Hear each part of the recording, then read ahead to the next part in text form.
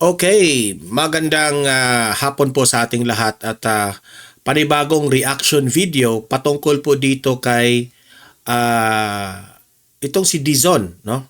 Itong si bagong itinalaga na DPWH Secretary Dizon ay question nga nitong si Congressman Barzaga. Trending ito ngayong bata na ito itong Gen Z na congressman. Dahil sabi nitong si Congressman Barzaga ay ito raw si Vince Dizon of DPWH ay loyal raw ito ni Martin Romualdez. So kung itong si Secretary Vince Dizon ay mag-inspeksyon, mag-investigate kung sino ang mastermind dito sa flood control projects na corruption, kung totoo man na loyal itong si Secretary Vince Dizon, ay kung loyal siya ni Martin Romualdez, ay saan pa ito patutungo, di ba? Para lang tayong naglalaro dito, di ba? So, yun ang punto ni Congressman Barzaga, yung trending na bata na congressman na lagi niyang binabatikos itong si Martin Romualdez. So sa video na ito, ipapakita ko sa inyo itong paliwanag po ni Secretary Vince Dizon. Okay? Pangalawa na video na ating ire-react ay in-interview itong si Ridon. Alam niyo naman si Ridon, siya yung talagang nangunguna dyan, no? Sa investigasyon dyan sa House of Representatives. Marami kasing mga nagtatanong dito kay Ridon na parang pinoprotektahan mo yung amo mong si Martin Romualdez. For example, number 1 dito na saying na ang mga Diskaya is not hindi talaga magiging state witness itong si pamilyang Diskaya. Sabi ng taong bayan, itong mga Diskaya, nabanggit pa naman ang pangalan ni Martin Romualdez na nagbibigay sila ng 25% ni Zaldico at ni Martin Romualdez.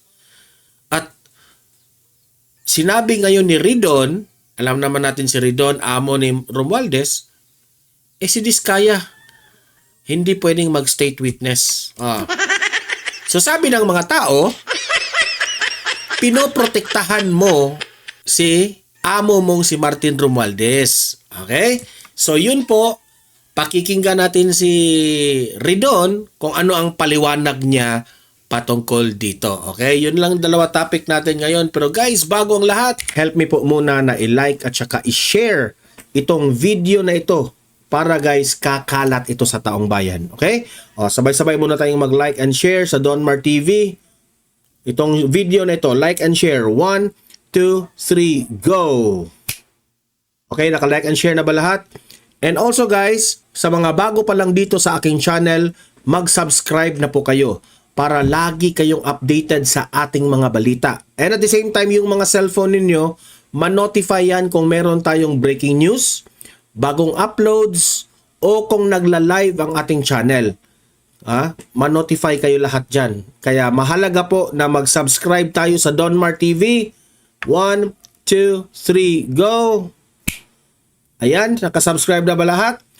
Okay, so start natin kaagad itong video ni Secretary Vince Dizon. Okay, sasagutin niya itong si Congressman Barzaga sa mga banat niya. Okay, pasok. Kunin ko lang po yung yung reaction niyo po tungkol dito sa pinost ni Congressman Kiko Barzaga saying na you are loyal daw kay Romualdez and sa 2026 namin nang mamatay sa baha tapos siya naman ang magre-resign. Your thoughts on this?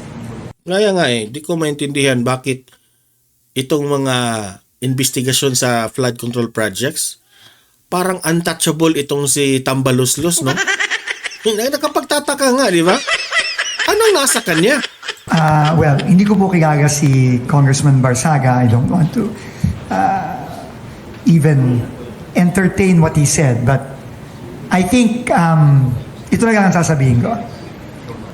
Our actions will define what he just said. Hindi ako pupunta dito sa i-deny ko, whatever. Hindi na lang. Hintayin nyo na lang siguro yung mga aksyon na gagawin natin sa mga susunod na araw, susunod na linggo. And I think the people will judge us by our actions. Not by what we say, but by what we do. Doon tayo i-judge ng taong bayan. At uulitin ko, sinabi ng Pangulo, walang kamag-anak, walang kaibigan, walang kaalyado. Lahat ng kailangan managot, dapat managot. And our actions in the next few weeks, I think, will allow the people to judge us whether meron ba tayong sinasanto o wala. Kung sangkot man si Zaldico at si Martin Romualdez, ipakita mo sa taong bayan, Secretary Vince Dizon. Hindi ka, ako bilang isang vlogger, as of now, matino naman yung mga pinanggagawa mo, hindi kita babatikusin, hindi kita babanatan, kundi mag-o-observe kami sa inyo. Pero saan po kaya galing yung parang claim niya na yun? Are you You should friends ask ba him, with- not me. Are you friends, sir, with I don't know him at all. si House Speaker Barsaga? po? No, I know House Speaker. Who doesn't know House Speaker? Are you friends? Martin Romualdez. No? I know him. I've known him since even during the past administration. He was a congressman and the majority leader. But it's immaterial. Immaterial yon. Pero, salita lang yun eh. Pag sinabi ko kasi dito na immaterial yon, baliwala yon. Ano yun eh? Salita lang yun eh. But I think, at the end of the day, we are judged by our actions. Hi, Sec. I'm Jay Salceda po from Inquirer. Dito po, sir. Sir, di ba sabi niyo po kanina, on Monday, mag-meet kayo with AMLAC para po sa pag-freeze po ng assets. Can you name po yung mga personalities po na involved? Can you name po the personalities specifically po na kumbaga, involved po doon sa Well, Monday meeting na yun? They're all in the complaint we filed yesterday, right? So, That's- all those po na na-file nyo kahapon? Nandun na sa complaint. Nandun na sa complaint. Siyempre, may complaint na tayo eh. Di ba? Ganun naman ang procedure eh. May complaint, then pwede na tayong pumunta sa AMLC. So yun ang gagawin ko sa Lunes.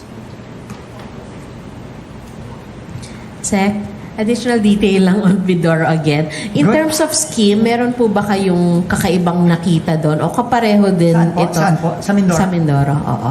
Well, What have you found out so far? Go ahead, sir. well, clearly, doon pa lang nakita mo na talagang mali ang pagkagawa. 12-meter pile dapat ang ibabaon. Nakita ko nakapirma mismo si RD Pakanan doon sa plano. 3 meters lang ang pinal. Nung tinanong si RD Pakanan, bakit ganon? Sir, wala ho kasi akong sinabi niya doon sa mga kumausap sa kanya, wala ho kasi kaming capability na i-monitor yung pinapasok nila. Hindi pwede yun. Yung pinapile nila, hindi pwede yun.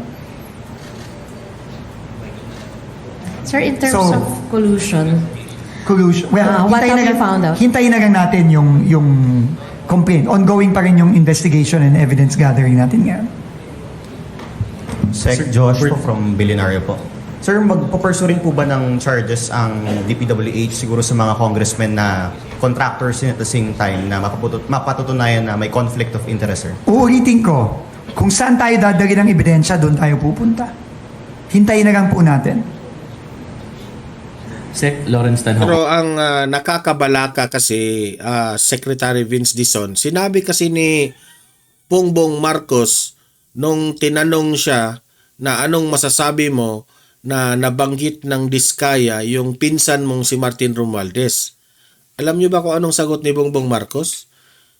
Yung mga taong nandoon sa mataas na posisyon. Yun ang nabibiktima sa mga allegations. Sabi ko, wala talaga. Kahit isa man lang, kahit sabihin man lang ni Bongbong Marcos na wala akong pakialam. Kahit relatives yan, kahit si Martin Romualdez pa yan, wala akong sasantuhin. sa nakikita ko sa kanyang answer ni Bongbong Marcos, para siyang takot ni Tambaluslos. Takot talaga siya. Wala man lang siyang sinabi na kahit si Martin Romualdez pa yan, mananagot kapag proven na may kasalanan siya. Ganun sana. Ipinagtanggol pa niya yung mga sa matataas na posisyon, yun yung mga na nabibiktima dito sa mga aligasyon na ito. Dito ko maintindihan kung anong klaseng investigasyon ito kung ganun yung perception ni Bongbong Marcos. Radyo Pilipinas. Sir, meron pa tayong ibang bibisitahing mga probinsya para po dito sa mga... Meron. Ano po? Next week po pupunta ako ng La Union at Baguio kasama ni Mayor Kaya Ben. sasabihin ko sa iyo, Secretary Vince Dizon, mag-ingat ka rin. Kasi baka may masasagasaan ka na hindi magugustuhan ng Pangulong Bongbong Marcos. Di ba? Look at what happened to Torre. Yeah? Nag-astig-astigan si Torre parang presidente. Anong ginawa ni Bongbong Marcos? Di ba? Kahit hindi yun ang sinabi ni Bongbong Marcos na yun ang rason, pero very obvious na i-insecure yung presidente doon sa ginawa ni Torre. Kaya ikaw, Vince Dizon, sabi ko sa iyo, mag-ingat ka kasi baka itong investigasyon ito, hindi natin alam hindi ko pangunahan, pero all possibles are possible. So, baka tutungo itong mga ebidensya mo patungo doon kay Zaldico at ni Martin Romualdez. Sinong masasagasaan mo dito? Yung presidente. Ingat-ingat ka rin. Handa ka na bang mag-investigate sa isang tao na masasaktan yung amo mo? Di ba? Yan ang tanong. G. Magalong. On Tuesday. Sir Bernard for PTV4. Sir, balikan ko lang yung Oriental Mindoro. Magkano po yung eksaktong amount na pinag-uusapan natin dito sa Ghost Project? Bibigay ko yung detalye kapag nag-file na kami ng kaso. And your statement, sir, may Black Friday protest ngayon yung ilan nating kababayan regarding the flood control projects. Unang-una, para sa ating mga kababayan, naiintindihan po ng Presidente, naiintindihan po namin ang inyong galit. Lahat po tayo galit dito. Pera po natin lahat ito. Pero, umasa po kayo na upon the directive of the President himself, tandaan natin, ang Presidente mismo ang nagsimula nito nung nagalit siya sa SONA. Ang Presidente po mismo ang bumaba. Siya nga nagsimula, pero alam nyo naman na marami na tayong beses na budol niyan. Baka pa-effect lang ba? Yeah? Pero okay man siya na ganun yung sinabi niya sa SONA na dapat nang imbestigahan kasi tama na, mahiya naman kayo. Ang tanong ko sa iyo, Secretary Vince Dizon, bakit hinahayaan niya na mangyari ito? Yan ang Nagtatatlong taon siya. Anong sabi niya during the campaign? Labanan natin ang korupsyon. Sa 3 years, anong nangyari? Hinayaan niya ang korupsyon. Di ba? Bobo! Sa ating mga komunidad at in-inspect mismo para makita niya sa sarili niyang mata yung mga pinagagagawa dito sa mga proyektong ito. At ang Presidente din mismo ang nagbuo nitong ating independent Wala na kaming trust dyan sa presidente mo, di ba? Commission on Infrastructure. Sisiguraduhin po ng Pangulo at natin na ang Sa mga totoo lang, Dizon, mas tiwala pa ako sa iyo kaysa presidente natin, di ba? kailangan managot ay dapat managot. At nagsimula na po tayo kahapon sa kauna-unahang kaso at tuloy-tuloy po ito sa mga susunod na linggo, susunod na buwan. Kaya po, umasa po kayo na mananagot po ito. Karapatan po ng lahat na magprotesta, pero wag po tayong mag-resort sa karahasan. Let us not resort to violence. Dahil po, umaandar po ang proseso at Hindi mo mabiblame ang taong bayan sa ginawa ng presidente na hinayaan niya itong pinakamalaking korupsyon na nangyari. Galit ang tao. Makakaasa po kayo na mananagot po ang mga dapat managot. Sir, balikan ko lang yung mga na-secure yung documents. Gaano po ito kahalaga sa investigation ng DPWH and ng Independent Commission? Very critical. Now, this will be very critical in the coming days, weeks, and months na mag-iimbestiga ang Independent Commission. So yun po ay sinisecure na natin, na-secure na natin yung dito sa central office. Ngayon, kailangan natin i-secure ang mga dokumento sa lahat ng mga opisina ng DPWH nationwide. Sige. Guys, sorry, if there's one last question, I need to go to another meeting. So, Sir, Andy, ano ba yung yes. risk? Ano ba yung risk, sir? Why do we need to secure all these documents from nationwide?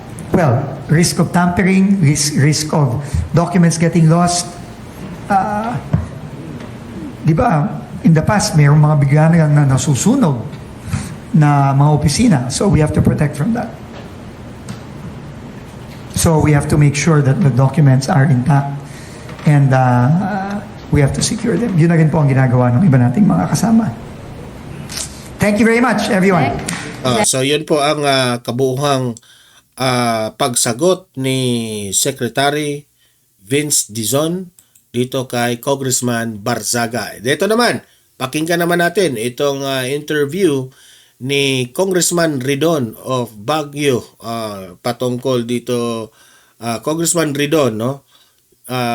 Kay Baguio Mayor Magalong na he's no whistleblower, not the smoking. Okay. Kung ano-anong mga pinagsasabi nitong si Ridon. Ito, pasok Ridon! But we really have to get to the bottom of this, Congressman Terry. I mean, we just cannot hold all of these committee hearings without really getting the whistleblower, the person who will really tell us what's really happening. Yeah, but to be very clear, he is no whistleblower. What he has is third person accounts, no? So it is not him who is the smoking gun. And in fact, in the first hearing, we were able to actually extract admissions from the actual persons responsible for the ghost projects in Bulacan. No? So I think it is not just Mayor Magalong who has the platform to actually divulge the truth, no, relating to flood control corruption. And who else will you be calling as resource persons who can basically unveil all this corruption in the flood Tawagin niyo na si amo niyong si Romualdez. Kaya niyo? Hindi, no. control projects? Well, we're doing a project-to-project inquiry. No? So we're almost done with the ghost project in Bulacan. We are proceeding already with the substandard project in Bulacan, which involves a Diskaya-linked firm. So we will do a deep dive on the Diskayas in the next or the future hearing. No? So that is the second. Secretary Dizon had just recently also uncovered another 100 million ghost project in Bulacan, no? Which involves also Wawaw Builders, no? Which is another ghost project contractor. No? So it's something that we will look into further as we go along the inquiry in the next few weeks. Apart from the DPWH and the contractors who will be questioned, you being one of the co-chairs of this infrastructure committee, will you also investigate and question incumbent congressmen? Of course, like what we had already stated, if they are named in the course of the inquiry, they will be asked to explain themselves, but immediately we will recuse and give it to the independent commission so that the people will not be able to say that we are very conflicted and that we are going to undertake a whitewash if House members or senators are actually involved. So, in the course of your investigation, Kong Terry, if there's evidence of corruption among the lawmakers, what should they do? Should they step down? Should they resign? What should they do if there's really evidence that they're guilty of corruption and collusion with contractors and the DPWH? Well, they should be made accountable for whatever it is that they have done. So if they've received kickbacks, if they were basically a principal in ghost projects, then they should be made accountable in the ombudsman and in the courts. No? So I think there should be no going around this particular question. Congressmen, senators who are complicit with flood control corruption should be made accountable. Because many of these lawmakers have already been named, right? In the public domain, in social media.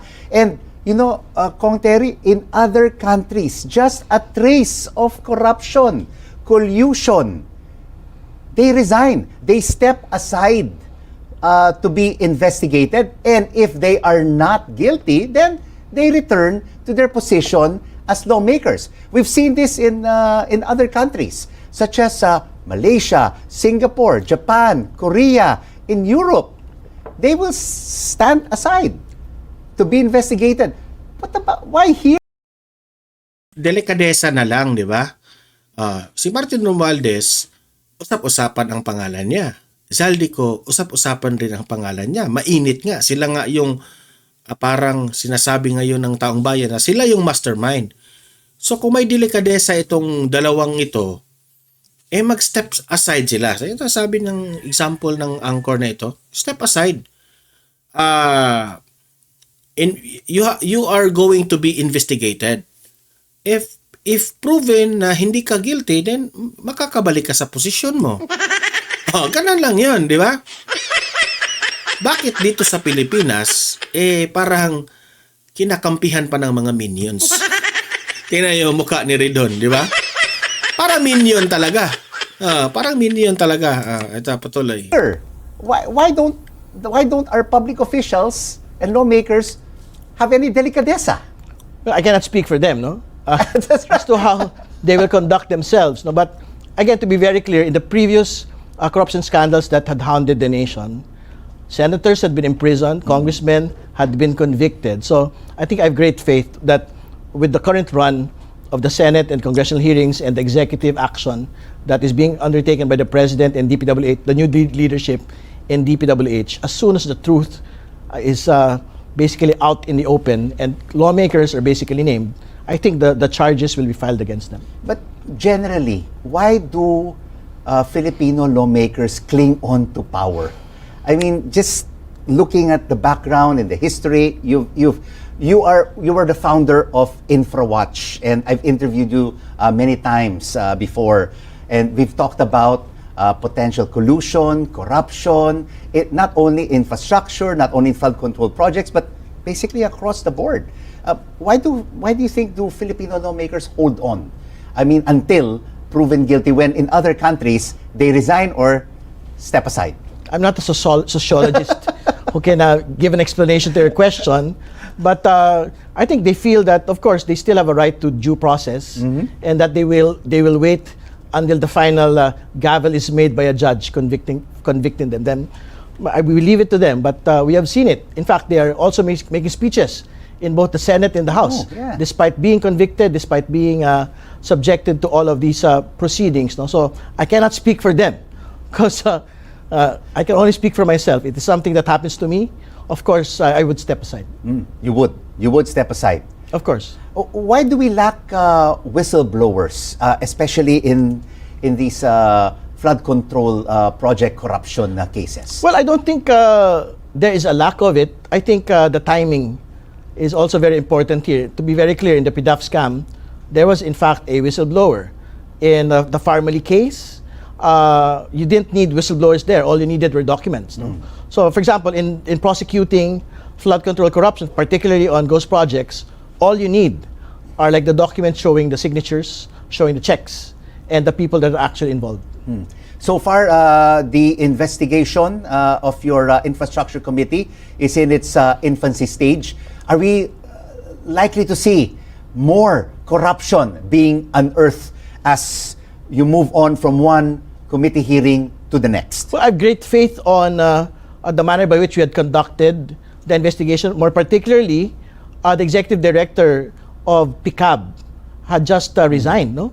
And I think it is also a result of the interpellation that had been made by House members on him, particularly on his lifestyle and on allegations that he lives in a fancy village despite his government salary. So I think that is one of the initial victories of this House inquiry. And secondly, the DPWH recently just fired Henry Alcantara, the DPWH district engineer in Bulacan, who is involved in the ghost projects, and he has also been extensively interpellated, and we had secured admissions from him, not just on the ghost projects, but also on his casino habit. What the nation needs to be assured of is the Senate inquiry is proceeding, the House inquiry is proceeding, despite allegations of conflicts of interest in both houses. But I think all of these steps are very important in basically helping the executive also and the other independent commissions to really go towards truth. No? So, Yes. Truth is the most important thing. And for the people want to know because it is their taxpayers' money that is being squandered by these public officials. That's correct, and I haven't lost sight of that. No? And I think for as long as there are rains and there are floods, people will always be reminded of flood control corruption, which is why it is very much important for the House Infrastructure Committee to basically really proceed on a very rational, on a very evidence-based manner, no? Instead of being scattershot in conducting its inquiry. How long do you think will this whole investigation last, Kong Terry? Well, I think for as long as needed, we will continue. And we had seen it in the previous Congress as well for the different joint committees. They had continued their investigations for as long as there are more cases that are being uncovered. But again, like we had also stated, we also support the independent commission created by the president. So we hope to be able to contribute as well more information towards that. No timetable for the infrastructure committee when you plan to gather all of this evidence and come up with a conclusion? Will it be by the end of the year, before the end of the year, or will it run through until 2026? Well, we don't have a definite timeline for this, but I think because we're doing it on a case-to-case, project-by-project basis, and there are so many contractors. You have 15 top contractors. We're just focusing on like... Actually, sa opinion ko patungkol dyan, sa simula ng investigasyon ng House of Representatives, wala na talagang tiwala dyan sa House of Representatives. Kasi, unang-una, hindi mo pwedeng investigahan ang sarili ninyo, di ba? Yan ang pinakauna. Kaya wala akong tiwala. Pangalawa, umaasa na lang ako sa Senate, no? Senate of the Philippines, Blue Ribbon Committee Chair, Senator Marcoleta. But nung pinalitan itong si Senate President Chis Escudero at pumalit itong si Soto, nawalan na rin akong pag-asa sa Senado. Oh, totoo lang.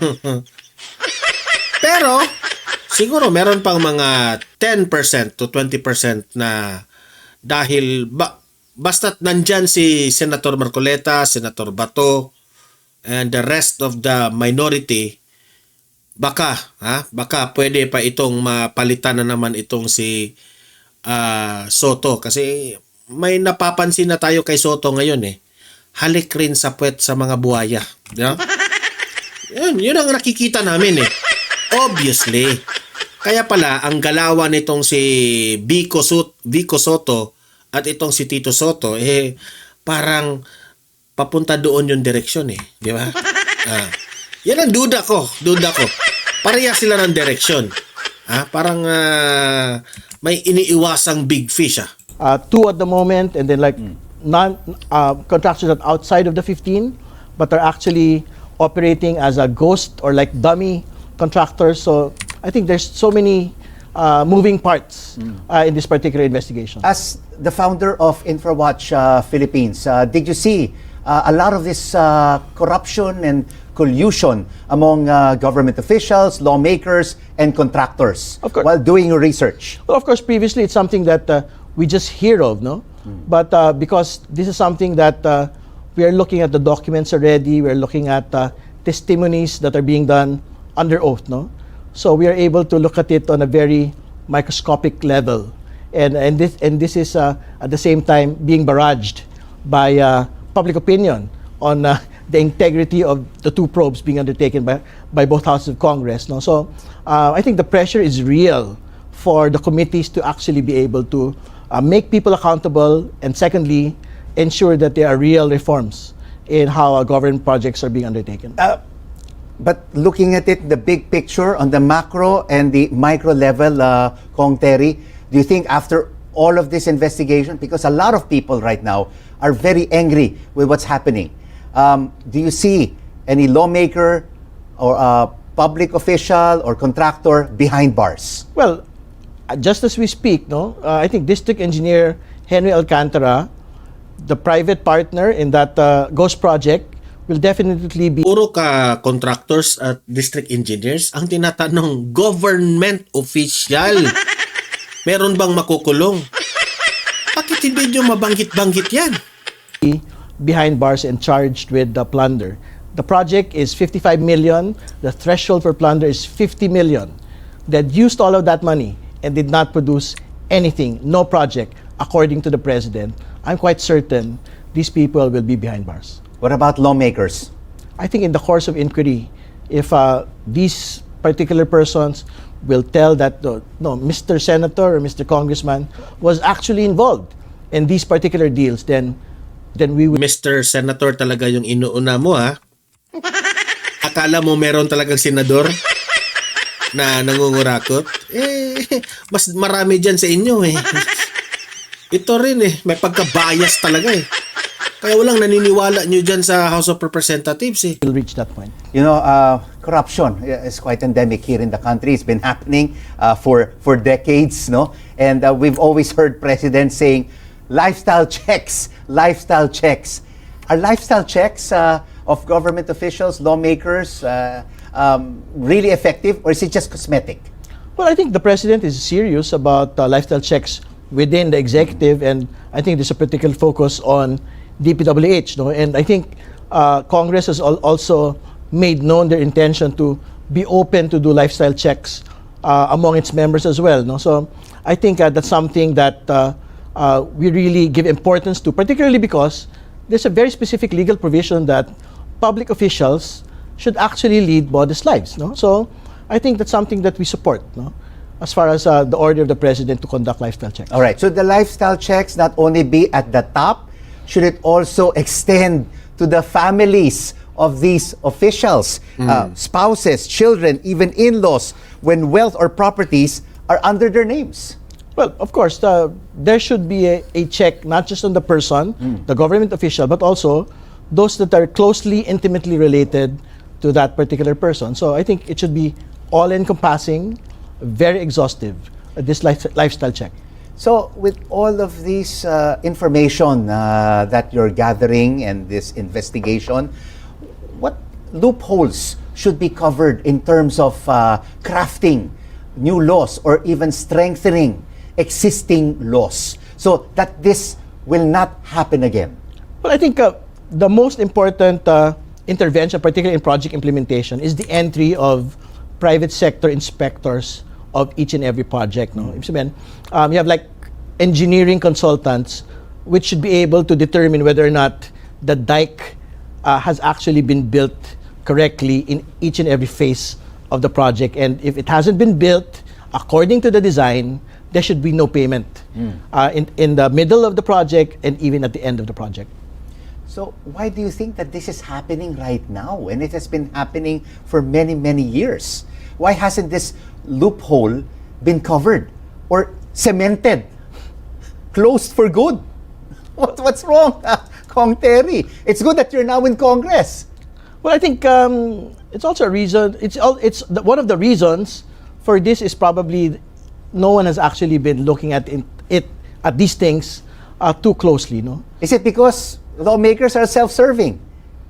Well, it's not just they're not thinking of their constituents. They're only thinking of themselves. Correct. That's why these loopholes were never closed permanently. Natatamaan. Well, that might be a reason. Tamaan kayo. Ganyan kasi mga karamihan dyan sa mga kongresista, eh. But also, I think because all of these things are already in the microscope and people actually feel the impact of ghost and substandard flood control projects, I think there's more interest now on actually determining how to make things better. No? So the particular example that I mentioned, private sector inspections in project implementation, I think would be able to cut the line of corruption within particular agencies and offices. No? So if for example, a district office is actually compromised, like what we had seen in Bulacan, the entry of private sector inspectors would definitely make a difference. In other countries, when there is corruption, even the increase of salaries of lawmakers, the people are out in the streets. But this time, we're really seeing blatant corruption, in-your-face corruption taking place, Kong Terry. In your view, have many Filipinos already come to accept ill-gotten wealth, corruption as a norm in politics? I think you have every reason to be optimistic with the Filipino. No? So I think they are preparing a series of protests in the next couple of weeks. No? So it's something that lawmakers and the president should actually expect. No? So I think they, in fact, in one of the offices of the top contractors, there are protests. So they're pelting at the gate of one of the contractors with eggs. No? So I think there is an actual anger that is being exhibited by Filipinos today. Pent-up anger among Filipinos. They are indeed protesting. Kong, as we can see right now on social media, so children of lawmakers and contractors have drawn criticism for posting vlogs and photos of luxury cars, designer items, and expensive vacations. Should they also be investigated? Well, as a lawyer, putting your hat as a lawyer, should they also be investigated under the law? Well, these are indications of extreme wealth, no? So if these can be used as evidence against lawmakers or contractors that had undertaken ghost or substandard projects, so I think their children can in fact be used as evidence. So, but individually, are they also liable and can be brought to court and charged? I think the parents will be liable. What about the children? The children will be liable only to social media, I would say. And to the fury of the public, and they had already been paying for it, di ba? And they've been crucified. They've disabled their social media accounts already. But I think in terms of criminal or like administrative liability, whether the parents who are politicians, the parents who are public officials, the parents who are contractors will be the ones that might be criminally or administratively charged for flood control corruption. Let's go to the root cause of all of this corruption. The flood control projects are supposed to save lives, yet they've become cash cows for corruption. How do we stop projects meant for public safety from being hijacked as rackets for corruption? Well, I think very important to be very clear that flood control systems are important in a climate risk nation, no? Like the Philippines. But again, one of the checks would really definitely be to have actual feasibility studies on each and every project, no, before implementing it. No? So it really means that the engineers in the DPWH should be relied upon to actually do correct engineering design first, and secondly, that private contractors who do the projects actually are faithful to that engineering design. So the big question mark now is, can we really trust our DPWH now that Secretary Vince Dizon is at the helm? Well, I can trust Secretary Dizon with this, no? But of course, it is not just reliant on one person to do actual reforms, no? So I think what he's doing to do in terms of like asking for courtesy resignations is a good first step. And he's canceled he's basically suspended all the local projects. Suspended it only for 2 weeks pending further review. No? So I think these are particular reforms that he needs to be able to do. But secondly, there should be checks also on the bidding process of all of these projects as well. And I think what we really need to have are actual competitive bids, not rigged bids in different parts of the country. And in the Department of Public Works and Highways, I mean, the leadership and the best practices should really start at the top, and it should basically trickle down all the way to the bottom, because there's corruption on mainly all levels. Correct. And which is why the courtesy resignation order is for everyone at the highest level and up until the level of the district engineer. So I think Secretary Vince and the President would be given free rein on how to actually change the personnel and institute real reforms within the agency. And you mentioned the key word there, which is reforms, because a lot of anti-corruption campaigns have come and gone, but the corruption is still here. With what President Bongbong Marcos is now saying, is the political will there to really get into the root cause? Yan ang tanong. May political will ba si Bangag? Bakit niya? Kung ito lang yung answer mo dyan, sir, ha? Kung may political will yan si Bongbong Marcos patungkol sa corruption na yan, unang-una, bakit niya binuwag yung PACC? Doon pa lang, sablay na siya. So may political will ba? Wala! Walang political will. And root out all these corrupt officials. I think the president is dead serious about it. No? He has been going around the country looking at the different projects, not just flood control. No? And I think the work of Congress is basically to provide also the policy direction as to how the other projects should be undertaken. So he has also Sablay spoken about talagang like the panahon netting racket in the past few years. So it's something that we will also look into as a committee. Actually, no, sa totoo lang, wala talaga, seryoso tayo.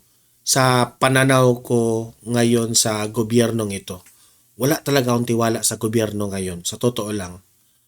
Wala akong tiwala to the point na sabi ko, ang pag-asa na lang nito, kapag mapresidente na si VP Sara sa 2028, yun na lang ang pag-asa na maayos lahat ang ng problema ng Pilipinas. Sa ngayon, kahit sasabihin ni Bongbong Marcos na mahiya naman kayo, I will make an independent body para panagutin yung dapat managot. Hearing sa Senado, hearing sa Kongreso, tapos yung Senado naman pinalitan pa ng Senate President. Wala na talaga akong, sabi ko, hindi ko mabiblame ang mga tao na lumabas at magalit. No? Tama nga yung sinabi ni Basti Duterte, Mayor Basti, na I hope Bongbong Marcos will finish his term. Baka hindi mo na matapos yung term ng Bongbong Marcos dahil magalit na dito ang taong bayan sa flood control. Sobrang grabe talaga ang lala ng korupsyon ng Pilipinas. This is your responsibility, Bongbong Marcos. But because of your sa pagiging weak leader mo, hindi mo ito kaya. Hindi mo talaga kaya eh. Yun ang conclusion ko dito ha. My own opinion. Hindi mo kaya maging presidente. Yun lang. Simple as that. Okay? So, kayo mga audience ko dito sa Donmar TV, sang-ayon ba kayo sa aking konklusyon, no? Na weak talaga si Bongbong Marcos at hindi niya kaya? Maglatag kayo ng inyong argumento dyan sa comment section at usap-usap tayo. Demokrasya man tayo. Diba? Let's respect each and everyone's opinion. Okay? And guys, don't forget na i-like at saka i-share itong video na ito para kakalat ito sa taong bayan. Marami po ang makaalam sa mga nangyayari ngayon sa ating lipunan.